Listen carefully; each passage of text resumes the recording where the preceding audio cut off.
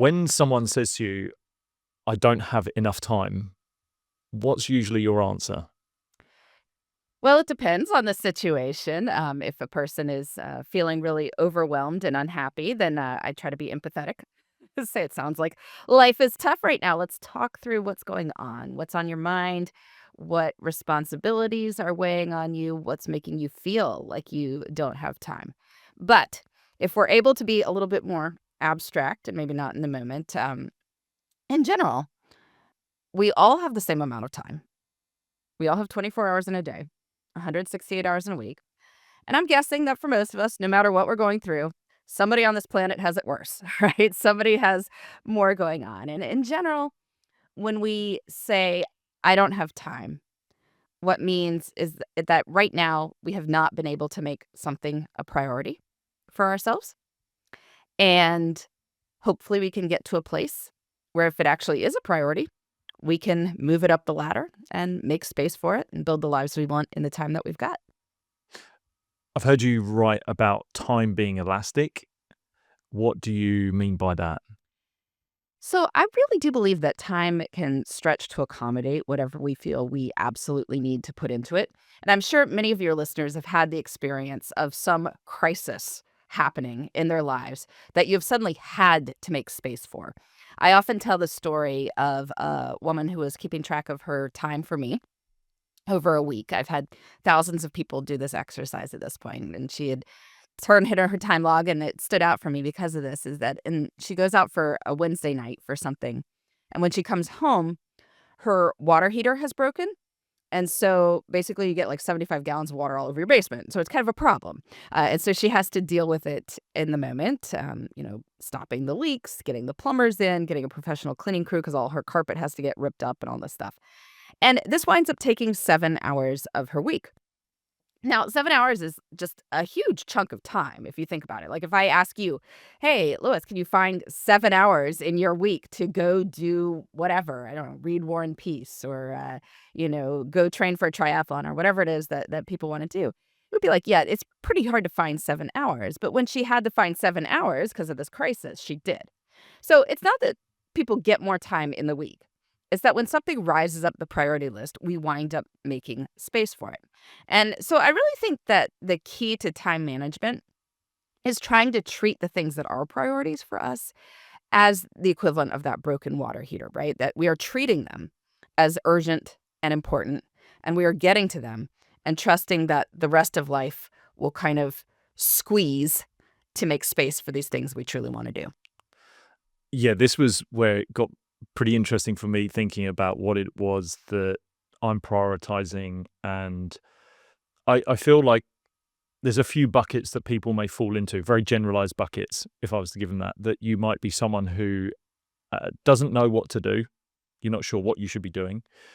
Or you maybe you're someone who you've got all these things you know you should be doing, but you choose to do whether it's the distractions, the dopamine fixes, and we can kind of get to that. Or maybe you're someone that's trying to do too much and then you kind of feel everything is a priority, but also nothing becomes a priority. So, in your mind and in your work, how do you start to disseminate between what goes up on that priority list, what sits sort of in the middle, maybe what you get rid of? Well, I think it first helps to know where your time is going, right? Because the first problem is a lot of us don't even know what we're doing. They say, like, well, am I spending time on distractions? Am I spending time on priorities? Well, we probably don't even know, right? Um, because time keeps moving no matter what you do. And so it's very easy to base decisions based on impressions of our lives as opposed to actual data. So before people even get to ideas of what I should be prioritizing, where I'm going to find space for that in my schedule, is like, well, let's get a good sense of where your time is actually going. So, I always suggest people try tracking their time, ideally for a week, because a week is the cycle of life as we live it, 168 hours, and see where the time is truly going. Because most people discover a few things when they do this. Um, One is that many of the things that are obligations in our lives do not take quite as much time as we might have thought they did. A big one is that many people are overestimating how many hours they work. And so if you are not clear on that, that's going to make very difficult to make decisions about how much time you should be spending on various things. We also, happily enough, often are spending at least some time on things that we claim are priorities for us. In many cases, we don't give ourselves credit for these things, either because they're not happening at obvious times or they're not happening daily. But things don't have to happen every single day. There are 7 days in a week. If you do something a couple times a week, it's probably okay as well. And so a lot of times when people do this exercise and keep track of their time for a week, they start to feel even better about their time because they're like, well, actually, I am spending some time on my priorities. Maybe I'd like to spend more time. But that is a question that we can solve with little shifts in time allocation as opposed to some sort of fundamental existential question of who am I and where am I going? What should I be doing with myself, right? We're not doing that. We're like, oh, could I spend 90 more minutes on this one thing during the course of the week? Well, that's a very different question. How do you track that? So, is there something you specifically use? I don't know whether it's an app tool or is it just as simple as a spreadsheet? It's a spreadsheet.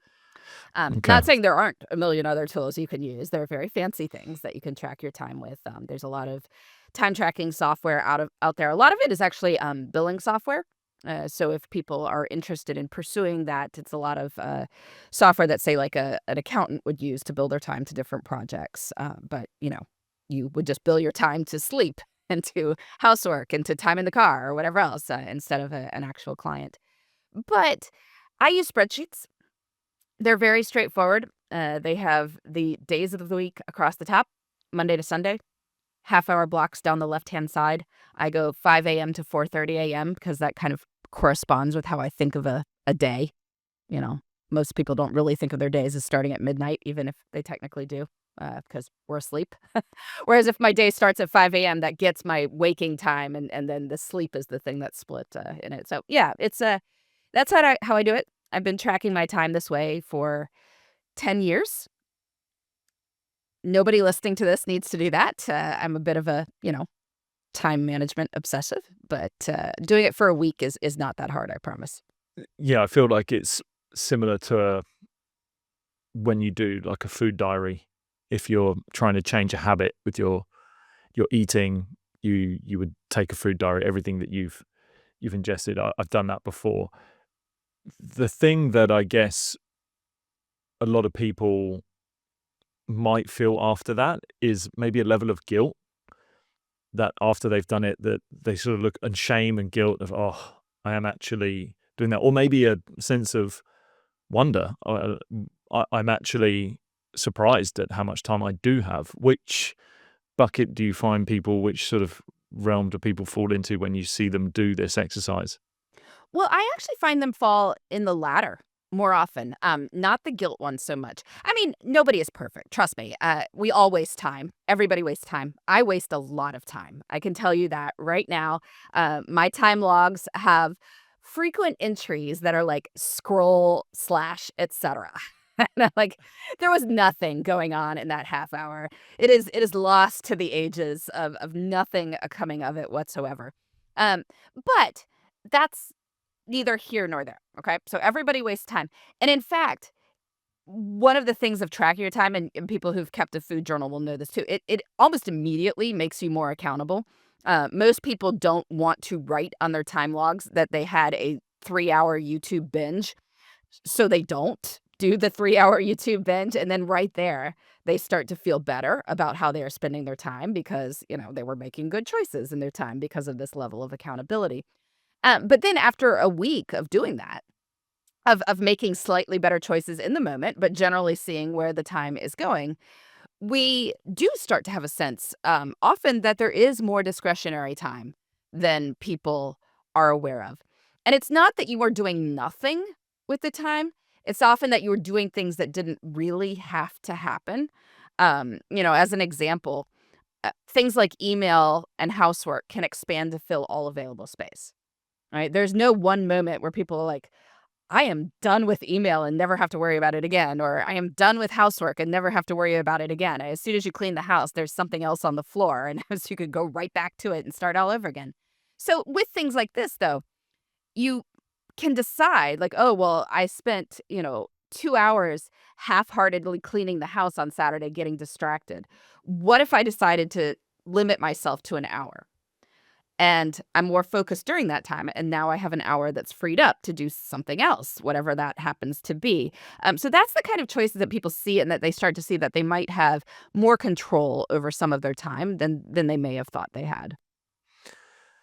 Yeah, I find that I might beat myself up a little bit too much when it comes to where you're viewing your time. The other one was emotions associated with the time that you spend on something. So again, similar to a food diary, right? I've seen and have done myself where you you write down what it is that you've eaten in that period of time, and then kind of actually backlog the reflective performance out of it. So as an athlete, you might say, okay, well, I I ate, I don't know, pasta dish the night before a game. The next morning, I had an incredible amount of energy. I was really alert for my performance.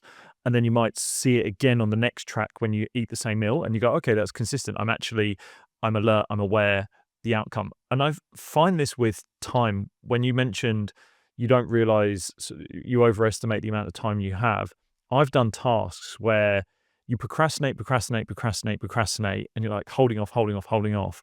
But then on the other side of doing the work is this euphoric feeling of, holy hell, when I've done that task and I've completed that, that's an amazing, it's way better than the feeling of not wanting to do it through the procrastination. Like that, the actual euphoric moment is there, but the barrier through the procrastination is really hard. So I wonder whether you ever link kind of the emotion you feel with how using your time effectively is run. Well, certainly time is influenced by emotions, and it's never just, this is where the time goes and that is that. There are reasons we spend our time in various ways. It's also very affected by energy. We have 168 hours in a week, and in theory, any hour could be used for anything, but most people are not going to do their, deepest, most productive work at 1 a.m. in the morning. I mean, it's just, not going to happen. So it's important to be aware of these things. But yeah, we can build up the dread for certain activities in our brain, and they take more mental space than they actually take in terms of temporal space. So I'm sure we've all had a phone call we were dreading that wound up taking 6 hours in our brain because we were dreading it for so much, but the actual phone call itself took 10 minutes. So in general, the sooner you can get to the 10 minutes, probably the better, because you can then free up that 6 hours of existential dread, that you put yourself through in the meantime. The problem, I think, well, we can probably move on to it after, but once people have figured out where their time's going, where do they go to next? So they figured out where my time is, what it is that I'm using it for. How do I now prioritize on my list of like what I should be doing first, what should go last? Well, I think it's a good idea to ask yourself what you wanna spend more time doing in general in life. And, you can start sort of from a blank slate and make a very long list, if you would like, of anything you want to spend more time doing. I generally suggest people do this in 3 categories. Make yourself a list in 3 categories of things you would like to spend more time doing, things you would like to spend more time on professionally, things you would like to spend more time on in your relationships, so with family and friends, and then things you would like to spend more time on for yourself. So things that would be beneficial, hopefully, to your physical, spiritual, mental, emotional health. And just make yourself a really long list of anything you might want to spend more time doing in any of these categories. And then, hopefully you can take this and start looking for what I kind of think of as midterm goals. Like, so not, lifelong bucket list necessarily, but over the next 6 to 12 months, what would I like to say I have done? Right? Are there particular professional goals I have over the next 6 to 12 months? What are some steps I could take toward those goals? Are there particular relationship goals I have over the next 6 to 12 months? Personal goals I have over the next 6 to 12 months? Think of yourself on today's date, a year from now, looking back, celebrating. because it's been an amazing year. Like, what would you be celebrating if you were doing that? What goals would you have accomplished? And then, as you are looking at your time and thinking about, what you are spending your time doing, say, well, could I spend a little bit more time on steps toward those goals I have for the next 6 to 12 months, right? Because that's within the timeline of where we can actually start to execute on things. So if you have an idea of, you want to write a book or something like that, you would need to, over the next 12 months, you need to have the outline for it. You need to write it, have a writing schedule, but you could start making these as things that could take space in your calendar. You had a quote that cut through me when reading it, and I think it was the difference between tasks and work, and it was that work is only something that is moving you towards your dream goal or life. That for me simplified it so easily that whatever you want to be working on or need to be working on, it has to be moving you towards that dream goal or life that you've got. Yes, I do believe that. And now I will say that I probably wrote that much younger and I was a bit of a hothead back then. I'm not mean to imply that if somebody has put in like a long shift at a factory that they didn't really work because it wasn't actually advancing them towards the life they want. I Fair get it. Like point, there's all good. sorts of things we do with our time because, we need to earn money, we need to support our families, we need to keep a roof over everyone's heads. I totally get it, and I support people as they are doing that and all that. That said, I think we do need to keep our eyes on the big goal of like, what do I want my life to look like long term? We can all ask this question, what would I like to have happen in my life? What sort of life do I want to lead? Are there adventures I'd like to have? Are there accomplishments I would like to do, experiences I would like to have? And is how I am spending my time advancing me toward those things? Or is it not? And there are all kinds of things that make us busy that are not necessarily getting us any closer to what we want in life. I mean, people sit through all sorts of meetings that wind up on their calendar and that are not getting them towards anything that they particularly want. Now, I'm not saying you get out of it, but you want to keep it in sort of the making it less important in your brain, knowing that you have these big goals in the future. When you're saying that, I think about a friend of mine over in Australia. He ran a company that was insulation and really good business, did really well. And I remember sort of having a drink with him and saying, "Mate, why this business? Like, why this? It's fairly industrial, it's fairly boring. It doesn't kind of fit your character either." And I said, "Why have you built this business, and kind of what makes you go to work every day when this would be really monotonous and drives you?" And he said, "It's not the business. This industry is not the thing that sets my world alight. It's what the business and the work gets me," which was his end goal was to spend more time with his kids by the time they're teenagers. He wanted to create a business where he could have freedom of time in that sense. So if I wanted to go and watch my sons play cricket, football, whatever it was, I could do that. And that it also gave my wife the freedom to support our kids. They had 6 kids. Mhm. So the freedom to do that, to follow what she wanted to do and not feel like her time was constrained. And it kind of was the first time I'd ever heard someone running a business, not almost for the sake of the business to do well, but for what it gave him. And he had the same goal for the rest of his employees as well. His view was if we can create the business to a stage where it actually is successful, it enhances what you want from life, whether that is you want to go and do your own business, whether that is that you want to go and have a better home for your kids to live in so that you can enjoy your time with them. There was this sense of the work was towards something outside of the business. It was, yeah, something really interesting, very similar to what you're sort of saying here. And even with that, I would point out that managing a business that is a healthy culture where people enjoy working together, like human relationships are among the most meaningful things we have. And obviously, we spend a lot of time at work. And so, if you have managed to create an environment where people are working peaceably and productively together toward goals that you've all agreed on, that can feel incredibly satisfying and motivating too. So, I mean, whatever that goal happens to be, as long as it's not something like illegal or immoral, and in the case of insulating people's houses, that seems like a very good thing to me. We all need insulation. So yeah, absolutely. I mean, we can, even in businesses that are not necessarily what you said, growing up as a kid you want to do, right? Like we can't all be race car drivers or professional cricket players, as the case may be.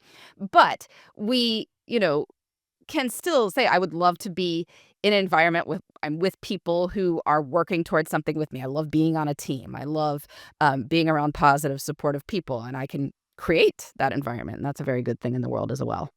I also think for the ambitious people that whether again you're in business or sport, kind of what you said that the work that you're doing needs to be moving you towards that bigger dream and goal. And I even had a conversation this morning with a young athlete, and I realized very quickly he was sort of summarizing his last month or two of training, and I said, "You've been to training, you've been working, but what are you achieving? Like, what are you getting at? Where are you going? You're just kind of turning up, going through the motions, doing the work, but you're not actually getting better performances. It's not actually going to be translating over to that." And I guess, is there a way in which people can mitigate that going through the motions and just kind of turning up, working for the sake of just doing it, going, I've done work today. That's actually, look, I've achieved, my day has been full of work, but have they actually achieved anything? Well, I think one thing you can do is just ask yourself that question fairly frequently, like, what have I moved forward? So, one of the things I always recommend that people do is have a weekly planning time. So, this is a time every week where you set aside a little bit of time. It really doesn't have to be that much.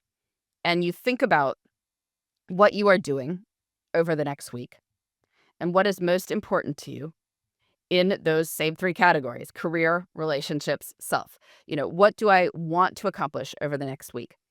You can also then look at, what do I need to accomplish? What have I already committed to do over the next week? And do I have the logistics worked out for me to do that in a calm and sustainable manner? Right? Is there anything I'm looking forward to over the next week? And then obviously, as part of doing that, you generally have to look at what you have gotten done over the previous week, because, hopefully the next week, it's the next steps on whatever the progress, project is. And so you need to know what you've done over the previous week, but that gives you a chance to check in and say, well, is everything that I set as an intention for this week checked off, right? Have I done it? If not, why not, right? Is that something that just there was nothing to be done about it and I'm going to just try again this week? Or is it that, I'm overestimating my availability and I'm underestimating how much time this thing will take? Am I not clear on how much I actually want to do it in the moment? Am I not getting support from the right people? Or I'm not clear on what needs to happen next. And so those are the kinds of questions you can ask as you are planning the next week, because it's reflecting on what has already happened. But I think just having that regular time where you stop the busyness for just a minute. You're not just doing the stuff, you're thinking about the stuff. Over time allows you to be more strategic and be more purposeful and think more long term about your life and your goals. The accountability to do that as well. Do you find that requires a certain personality? Does it, yeah, where do people really build and maintain that accountability for being able to uphold something like that? Because I've just seen people that will say, I'm going to do this, I do it, and then a few days in, it kind of flitters away, or they miss the deadline, they don't hold themselves that accountable, and then they're kind of back in this toxic cycle that they find themselves in. Well, I mean, habits are hard, right? Mm. I mean, there's what can we say? But I think there's a nuance to that, because even people who are like, "Oh, I just have trouble with habits. I have no discipline, whatever, whatsoever." A lot of those people manage to brush their teeth every day. It's not that you can't do something. It's that whatever you're setting out to do is either not easy enough, not appealing enough, doesn't feel useful enough. And so in order to make something a regular habit in our lives, hopefully we can make it feel as high utility as brushing our teeth. So for me, if I don't have my regular weekly planning session, my life falls apart. It's like total chaos around here, and I prefer not to live in total chaos, and so I am very motivated to have my regular weekly planning time where I figure out, what I need to do next week and what everyone else's around here run of show will look like. Um, but, if you don't have that sort of negative motivation for doing it. Maybe you've got a positive one, right? Maybe you do your planning so Friday afternoon and maybe you start your happy hour with it, right? You could sit down with a beer and do your weekly planning, right? Maybe that would be something that would be motivational. Or maybe, you and your spouse decide to each plan a little on your own, plan a little together, and then transition into a date afterwards. Maybe it's that call a friend each week to check in that you have done it. And then you both give each other kind of a high five for having done your weekly check-in. Setting a time where you can do it pretty regularly so it becomes, just from sheer force, like, okay, it's Friday at 11 a.m. Now it's time for me to do my weekly planning, um, can also help because then your brain starts to expect it. And I also think that there's becomes an intrinsic motivation when you see results as well. Like, the first time people try to do a weekly planning, it might be overwhelming because, they realize that they don't even have everything on their calendars that's supposed to be on their calendars. So then they have to go back through their email, and they have to go back through, like, the random texts people sent them about stuff, and then they have to get that all down.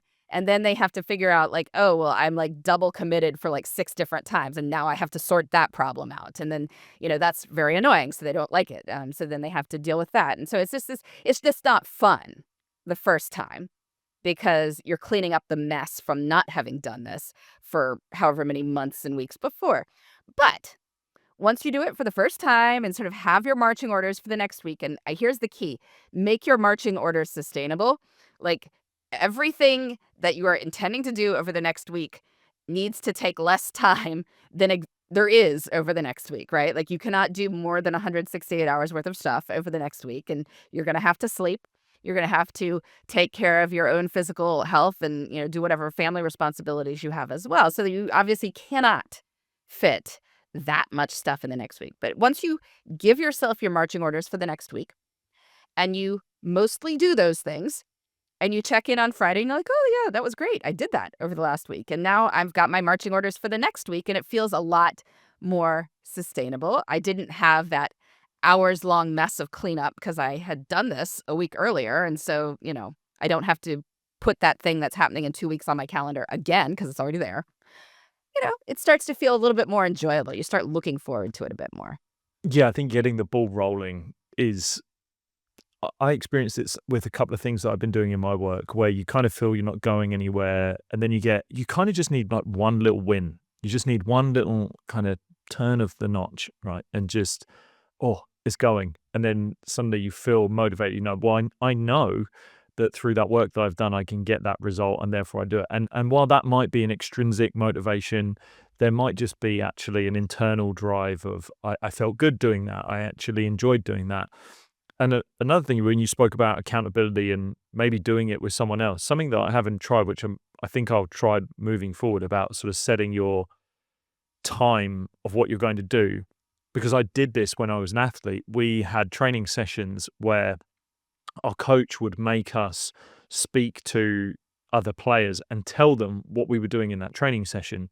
And the reason was, he said, because you will create a verbal contract with your teammates so that when you are training, you will stay on task, you will do the thing you've said, because you kind of won't want to be called out by your teammates. But not only that, if you do get derailed for whatever reason, then your teammates can go, "Hey, Lou, you've dropped off there. You said you were going to do this. Why aren't you doing it? How can we help and get you back on track?" So that, using other people, I found really helpful, but I, for some reason, haven't translated that into my work life, maybe my academic life either. But kind of coattailing along that, the big word of distraction.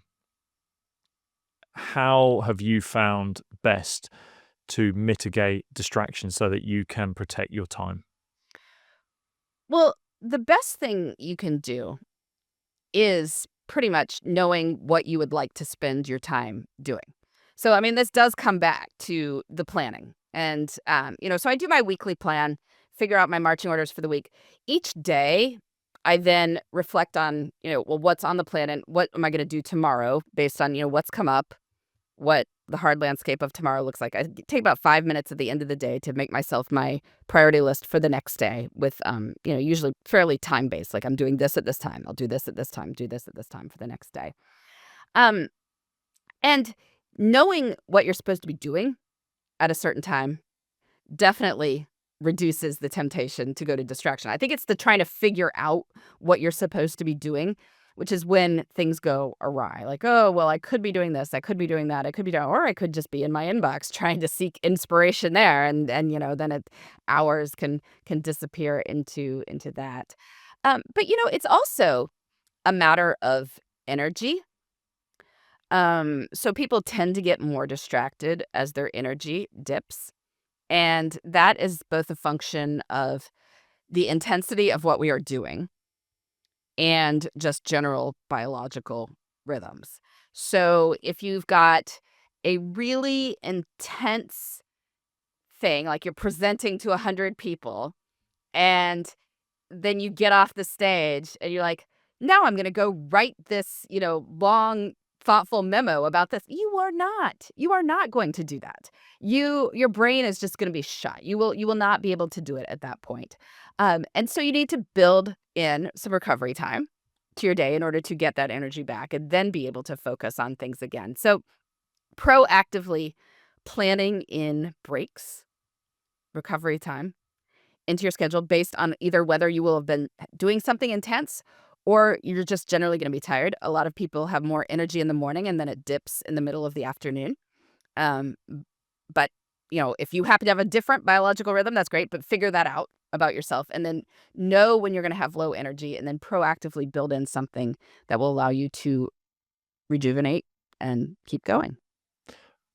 Going back to something you said, what would your advice be to someone who doesn't know what they should be doing, that they are kind of lost in, and it's all gone awry, and they are stuck with so many different things. I should be, or maybe I could go into my inbox for an hour and do that. Oh, but actually, no, I should be working on this creative project. Oh no, I need to be putting in hours on towards actually the physical effort in this over here. When there's so many options for someone to choose from, yeah, what's your advice to someone there when there's that chaotic mind happening? Well, I think this is why you wanna choose ahead of time, right? That having that time that is separate from the doing. The planning is separate from the execution. So, your planning for the week ideally happens before you're in that week. That's why I was talking about planning on Fridays, right? That Friday is before the next week. And so you're having that time on Friday where you're thinking through the next week and assigning yourself times for things, and, things will change.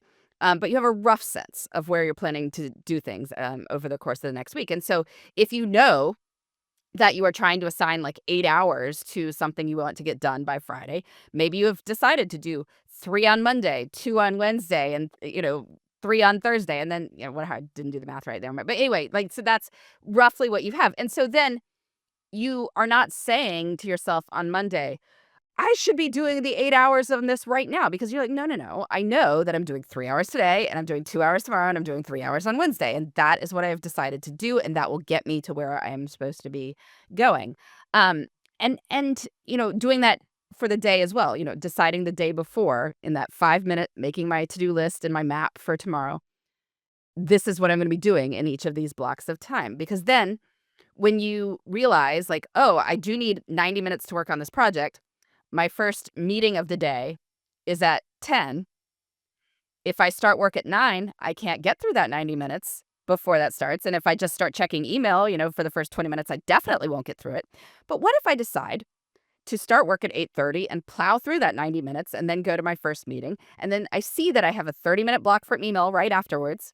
Like, I know then I get to everything. And the day feels less like this constant, what should I be doing, and blowing through time, deciding, because we've already made that decision in a way that will optimize our time through the day. It's kind of like eat the frog. Just Well, generally people have more energy first thing. But if you know that your peak productivity time is 1 to 3 p.m. in the afternoon, you are that rare human mutant who is on fire from 1 to 3 p.m. in the afternoon, then by all means, protect that time from other things. Figure out what is going to be toughest for you to do during the day and do it during that time. Is that with the understanding that most people are more productive in the morning? Yeah. I mean, we have more energy and discipline and focus earlier in the day, and then we lose it over the course of the day as our energy is used up on other things. It may also be caffeine. I don't know. People people have that first cup of coffee, and then they're like, "I can conquer the world," and then you have lunch and you're digesting it, and you're feeling like you'd like a nap.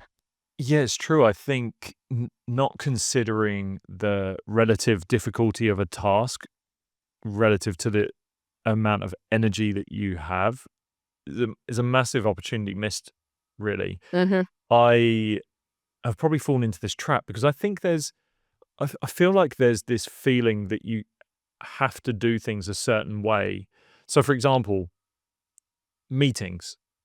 Like, why put a meeting in the morning? Right. Why do we put meetings in the morning when we kind of know that's when everyone could be doing their most productive work? And it's a very low effort task, a meeting, unless it's a presentation or something like that. But a meeting where you're just having dialogue, you're talking, it's very low intensity, or should be, it potentially might not be for some people, but for the average person, it might feel low intensity. But to kind of traditionally say, "Right, I've gotta have a coffee meeting with you and do this then," I feel like that's just waste of time. I feel like I'm moving all my meetings to the afternoon now. I don't think anyone's getting a morning meeting now. It's really a better idea. And again, like I said, it depends on the meeting. Like if you are bringing together, your three top people in your business that you're going to completely change the direction of everything. Yes, that probably needs to happen when everyone is best able to focus on this. Or if it's going to be very, very contentious, like there's deep divisions over how we're going to proceed on something. Yeah, you do need to be your best self for that. But these sort of status meetings where everyone is reporting that they are still doing their jobs, like, yes, that is a huge opportunity cost to put that meeting at 10 a.m. on Monday.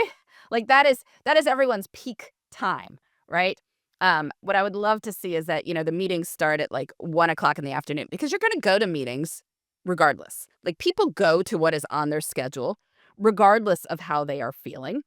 Whereas they don't think about, these big projects or do this intense work if they don't have to, right? So, that's yeah, I would generally suggest organizing your days that way.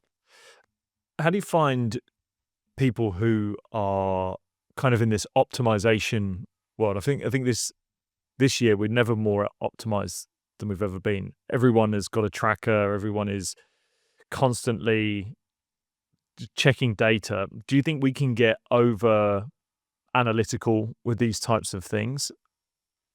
So I think that tracking is in general a good idea because what gets measured gets attended to. But then you need to make sure that it is not mastering you, and that you are treating it as a tool in pursuit of something worthwhile as opposed to an end in and of itself. And I said that I don't have a fancy step counter or anything, but I do look at the one on my phone all the time. And that little OCD part of my brain doesn't like to be at 11,990 steps at night. Like if I'm lying in my bed, putting my phone down, and it says that, I will get up and walk around the room, right? So that it's over an even number, like I hit my 12,000 or whatever it is. And so that is silly because those 10 steps did nothing for anyone. Like 10 steps is not going to be really the difference between whether I'm an active person and a not active person. It is an arbitrary thing. And especially since the phone is not actually probably recording it that accurately anyway. So I think you want to make sure that it is not in pursuit of that. And so it's the same thing. Like I track my time, but one reason I do it in half-hour blocks as opposed to more granular than that is I don't want it to own me. Like I don't want to be obsessed of what did I spend that 5 minutes doing. And I've talked to people who started out with, like, trying to track every 5 minutes, and it pretty soon makes them go insane. This is one reason that, like, lawyers tend not to like their lives is because 'cause they're tracking their time in six-minute increments at work, and, just having that sense of it constantly going, I don't like that, and that's not what I'm going for. I'm doing this to keep myself accountable, to have a record of my life, to, make sure I'm spending time on things I wanna be spending time on, and I can have a much broader brush strokes for doing that than trying to, track every single minute. So, yeah, you want to make sure that whatever you are tracking, it's a tool that's helping you achieve some goal that is meaningful to you. And if it isn't, maybe relax a little bit more about it. Yeah, it was for me, 168 hours was definitely from way I interpreted as a if I could summarize it, was more about maximizing rather than optimizing. So how can I maximize what I've got rather than optimize everything? Because again, I feel if and I've gone down this route where I optimize everything and I try to track that, but then the days where undoubtedly human habit falls in and we're just miserable creatures in that sense and our hit rate is usually about 50%. So when you do that, you just beat yourself up and you pull it on to the next day and you say, oh, I'm no good. And then there's this self-deprecating self-talk you've created. But if you go, okay, well, what have I got today? How do I make the most of it? How do I really just maximize everything I've got? Yeah. And I think I want people to have this sense of time abundance. I really do think it is a better narrative going through our head that I do have time for what is important to me. I have more than enough time for what is important to me. And sometimes to get at that sense of abundance, I like to waste tiny bits of time, right? That if I am in the longest supermarket line, it's okay, right? Just as like somebody who's a billionaire could be like, keep the change, right? That we can feel the same way about time, right? We're so affluent in time that we don't need to be obsessed about the minutes because the minutes are whatever. We've got the hours going in such the right direction that, you know, it's all a little bit of a rounding error on the edges and, we can be happy with the good stuff. What are core competencies? Where do they come into all of this? Yeah, so this was a topic I was exploring in 168 hours, which was a long time ago now. I think the book came out about 15 years ago at this point. But this is the idea of trying to spend our time on the things that we do uniquely well and spending less time on the things that other people could do. And one of the places this really came out is, thinking about how busy people spend their time at home. And a lot of us wind up spending a fair amount of time on things like running errands, doing yard work or basic home pickup or, cooking meals or, whatever else. And some of this could be minimized, outsourced. We could think about, well, I am not the only person who can go to the grocery store. However, I am the only person, at least currently, who is going to be the mother of my children, right? And who can, have that conversation with a kid who is, wanting to talk. And so, if my choice is to spend 30 minutes at the grocery store or to have that conversation with a teenager, I should be spending that time with the teenager. And so maybe that means I arrange my life in a way that I am not frequently going to the grocery store. And there's always gray area in this, right? Because sometimes bringing a kid to the grocery store is the way you get them to open up. I mean, you have to figure it out. But in general, we want to spend our home time investing in our relationships with our family members versus doing chores that probably could be done to a lesser degree, could be done in, you know, with help from other people or things like that. It's the same, I'm guessing, in work where you can outsource things that don't necessarily need your time and energy or focus. Yeah, and I think a lot of people who first move into management really struggle with this, right? Because often you have wound up in management because you were very, very good at what you did. And then you wind up in the managerial role and you realize that being really good at that is not what you're supposed to be spending your time doing. Like, if you have been promoted into management because people think you are gonna be good as a leader, well, part of leadership is, like, dealing with people's crises and, like, spending the time with people and coaching them through things, and so it's this total shift of, like, "Oh, well, I shouldn't be spending my time, locked in my office, dealing with all the stuff here. No, I need to be out there, like, checking in with people and saying like, "Oh, how's the work going? What can I support you with? What are we seeing you do over the next 6 months?" And all this, and it's like that you can do. It turns out that the people who are working for you can do a lot of the work that you were doing, and that's a very hard thing for people to get their heads around, but I think it's an important breakthrough once they make it. Yeah, and you're starting to touch on something that I'm interested at the moment, which is parenting and having enough time.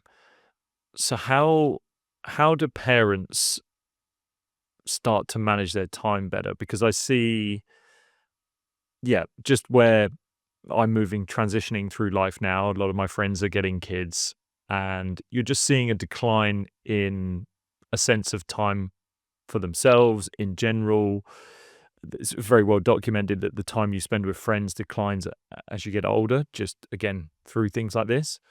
So, yeah, where parenting and managing your time, what are some of your best pieces of advice? Because you are a pro in both of these. Yeah, well, I think it's parenting can be something that means people have less free time and less time with their kids, but it doesn't have to be. And these are not all or nothing things. It's not that once you have kids, you never do anything other than work or kids again. Some people let it become that, but honestly, I believe that was a choice versus how it had to be. And I am even saying this as a woman, that I know that there's sometimes these stereotypical assumptions that the guy still gets to go do his golfing on the weekend, whereas the woman never has any free time for the rest of her life ever again. But it doesn't have to be like either. I think both parties can have their time and their time with friends if they are intentional about it. And I was actually I one of my podcasts is called Best of Both Worlds, and my co-host, Sarah, is a practicing physician. She does the podcast with me, and she has, gotten together with a handful of her girlfriends from college pretty much annually for, many, many years now. And I was like, "That's so cool that it keeps going, that this has happened, even though, you have kids as well." And it's like, how on earth did it happen? Well, what happened is that she is the one spearheading it, right? She is the one who makes it happen every year. And she did not want to not do this just because she has a big job and a family and all that. So she made the time for it. And, you know, as part of this, has carried her friends along with it. But if you are that kind of person who is willing to say, "I want to still have this in my life," you can, in fact, make it happen. But there's various strategies you have to use. I mean, one, you're probably not gonna have 10 hobbies. Let's hone in on, like, 1 or 2, right? You're gonna have 1 or 2. You're not gonna get together with that guy you never really liked that much at the pub, you saw it. He's out of your life, I'm sorry. But your best friends can still be in it, right? Your core group of 4 or 5 people that you're doing life with, they can still be there, right? Um, and so you're prioritizing in that sense. You also need to look at your time strategically, like all 168 hours, and also look at the idea of having a joint pool of hours if you are co parenting with someone. Okay. So you trade off. Maybe you decide that, you know, Thursday night you go sing in your choir, and Tuesday night you go play in your, recreational volleyball league. We trade off for each other. So each of us gets one night to go do what we're doing. There are other nights can be family nights. It's fine. It's all good. On weekends, you get 3 hours on the first part of Saturday afternoon to go hang out with your friends or go exercise or whatever you want. Other person gets the next 3 hours on Saturday afternoon. You trade off. Each of you there has time for your hobby, time for your friends, and your kids are still with a parent, right? Like, I mean, there's nothing wrong with hiring sitters and nannies and whatever else you need, but that way, you still have that. But you have to be intentional about it. Because it's not just going to randomly occur to you on a Saturday morning. Let's divide up the day in a way where we can each do what we want, and we'll both magically have friends who are available at that time to do what we want. And, you have to think about it. And a lot of people don't think about it. But if you do Yeah. think about it, you get all of that. Well, I think also there's this sense of kind of rhetoric inertia that people get themselves into. They start producing a rhetoric around their lives that is just the way it's been done. This is just how things have been, and being a parent, you lose your time, you lose your freedom, and you kind of say these cliched phrases so much that, and you've maybe heard them from other people, that you just, like I said, through inertia, embed that rhetoric within you.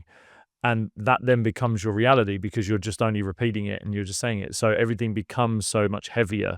And this just came from a conversation that I'd had with my partner, and we weren't thinking about having kids in any stretch of the imagination, but we were just talking about having kids and the time that it maybe consumes or what happens. And she had said this thing was like, it removes your freedom. And I said, well, then, but in that sense, freedom, you haven't lost time. Like, you're not losing any of that 168 hours. You're just changing the perspective of how those 168 hours are being used. So if you see it as a lack of freedom, or some sort of, you are stuck in a cycle, or it's oppressive, whatever it might be, you will see it will be like that. But I look at my parents, for example. My parents traveled with me and my brother. So the idea of there was no freedom in what they could do didn't exist. We went abroad. They took us out. And if we got sleepy, we got tired, they just stuffed us under the table and let us sleep under the table, right? Like, they found a way to kind of still live their lives. And it kind of told me and my brother that we weren't going to dictate how things were. We kind of went with the flow. We had many experiences, right? It didn't rip away freedom. But then the way my parents had spoken about it was they have spoken about making an active choice, that was how they were going to live their lives. That Yeah. even if it's tough. Even if it's tough. And I mean, I love having kids and I love having them be a part of my life. I have 5 of them, and it's just it's different. But I would say that if you are worried about freedom, again, don't do it by yourself, right? Like, have other people in life with you who can also take hours with the kids so that you can maintain times where you are free, right? And the families that do this very successfully do not, have it all fall on one person, because then that person does lose their freedom. Um, that they really figure out a way to split it. I mean, even one person I interviewed, years ago for one of my podcasts, she and her husband had a split during the day of, like, which parent was on, like, with their toddler, even when they were, like, out and about in public, like, all together. So from, like, 6 in the morning until, 1 p.m., it might be him, right? And so if the toddler wanders off while they're out at the, fair together as a family, it's his job to go run after the kid during that time. So she can, like, look at something without constantly looking back at the toddler. Whereas, from 1 p.m. to 7 p.m. when the toddler goes to bed, then it's hers, right? And then she's the one who's chasing after the toddler when he runs off. And even, it gets harder when there's multiple kids, obviously, to do things like that. But, you can get help with them, family and friends, grandparents, the village, whatever you can. You can carve out ways for you to still do other things and still have all this fun and wonderful things that comes from having a family and having cool people in your life that you get to see grow up and become hopefully people that you're close to, as you age. Sort of summarizing a bit of this, do you find that how we view time is more subjective than objective? So I think how we view it is subjective, because we tell ourselves stories about our times, and our stories tend to become our reality. And so if you have a story that I am starved for time, have no free time whatsoever, well, in the course of life, can you find points of evidence pointing to that? Well, sure. Like, you could tell a story like, oh, I'm starved for time. This happened, and this happened, and ergo, I am starved for time. Yes, we can all come up with those points of evidence. But if you had a different story, like, I have enough time for the things I want to do, could you come up with points of evidence from 168 hours. Are there at least 3 moments in the course of the week where you're not doing much of anything? Like, you have time for something if you want to? Well, sure. I mean, I find myself reading down to the 43rd comment on some news article that an algorithm decided was gonna irk me, and so it showed it to me, and, like, I have to read the comments now, and I'm down at number 43. Like, clearly, that is a point of evidence that I have all the time in the world, right? So it's what the story you tell yourself becomes your reality. Time itself goes somewhere, right? You have spent the past 168 hours doing various things. Like, you could make an objective record of what you were doing in all 168 hours. That pretty soon we will be on the other side of the next 168 hours. And what you will have done with that time will also have been an objective reality, right? But the story we tell ourselves about it can be whatever you want to make it to be. Mm. What have you got coming up on the horizon? What are some of the current challenges you see that you're interested in and work that you wanna dive into? Yeah, well, I have 2 books, coming out over the next sort of 2 years, the time frame.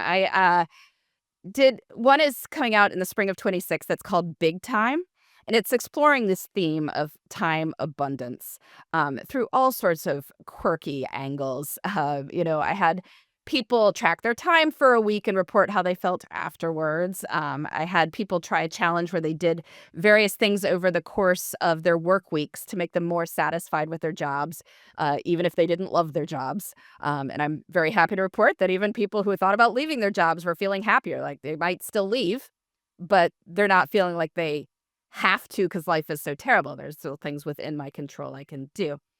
But the next book I'm writing, which is a topic that I think is sort of underexplored in time management, it's called The Golden Hours, and it's on weekday evenings.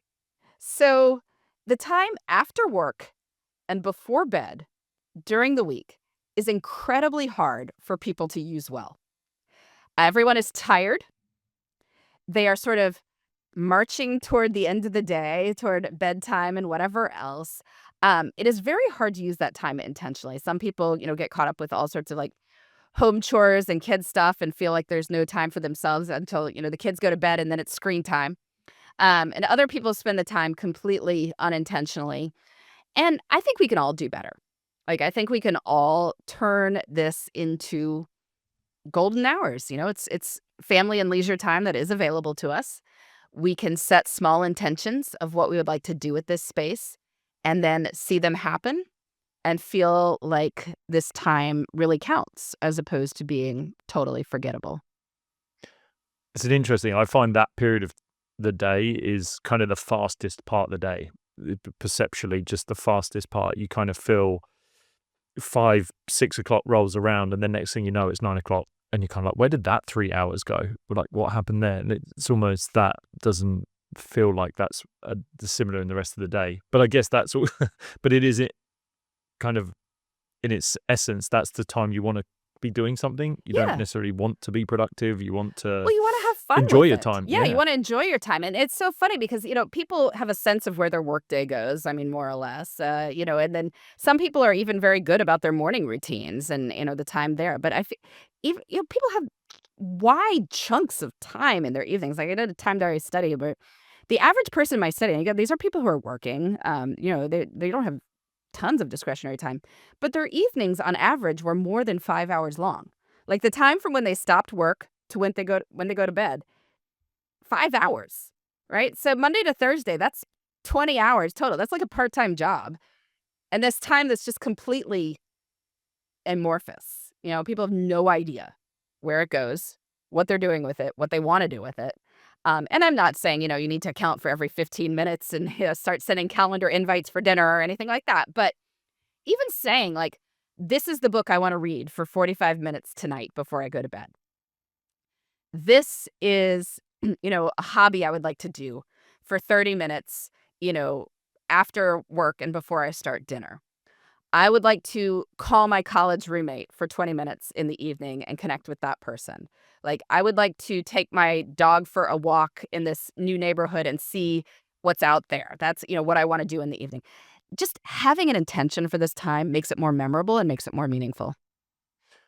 I feel that's where screens start to dart themselves in, whether it's, yeah, your Netflix or social medias, because they're, again, it's not massively labor intensive, and you've got very little energy. You've used up a lot of energy throughout the day there.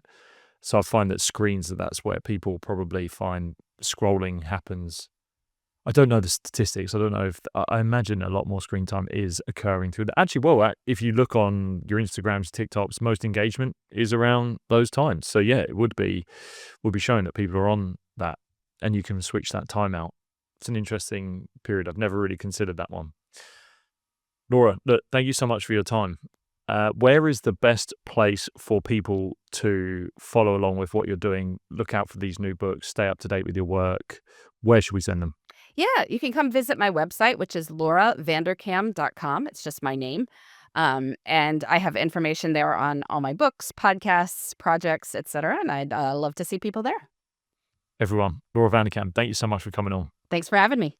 There you go. Well done for getting to the end of the episode. If you've enjoyed it and you want to enjoy even more episodes of the show, then you can enjoy a bunch of episodes. I've put in a playlist that YouTube will put around about here. Go on, go.